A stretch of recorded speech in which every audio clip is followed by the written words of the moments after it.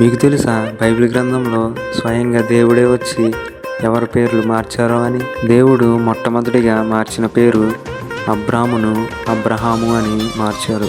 రెండవదిగా షారాయిని షారా అని మార్చారు. ఇక మూడవదిగా యాకోబును ఇజ్రాయేలుగా మార్చారు. ఇవి యెహోవా దేవుడు స్వయంగా వచ్చి మార్చిన పేర్లు. ఇక యేసుక్రీస్తు కూడా ఒకరి పేరు మార్చడం జరిగింది. అదేమిటంటే సీమోనును కేఫాగా అనగా పేతురుగా మార్చారు. ఇప్పటి వరకు మనం చూసిన వారికి పేర్లు మార్చడమే కాదు, వాళ్ళ జీవితాలను కూడా దేవుడు మార్చడం జరిగింది. పేర్లు మారకముందు వారి జీవితం, అలాగే పేర్లు మారిన తర్వాత వారి జీవితం చూసినట్లయితే మనకు చాలా మార్పులే కనబడతాయి. అలా దేవుడు వారి పేర్లు మార్చిన తర్వాతే వారి జీవితాలు ఆశీర్వదింపబడ్డాయి. వారి పేర్లు మార్చబడ్డానికి కారణం ఏంటంటే వాళ్ళంతా కూడా దేవునికి ఇష్టలుగా జీవించారు. సో మనం కూడా దేవునికి ఇష్టలుగా జీవిస్తే దేవుడు మనల్ని కూడా ఖచ్చితంగా ఆశీర్వదిస్తాడు.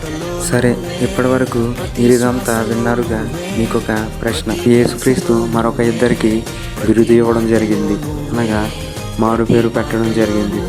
అది కనుక మీకు తెలిస్తే కామెంట్ చేయండి. ఒకసారి నీ స్వరము వినగానే ఓ దేవ నా మనసు నిండింది.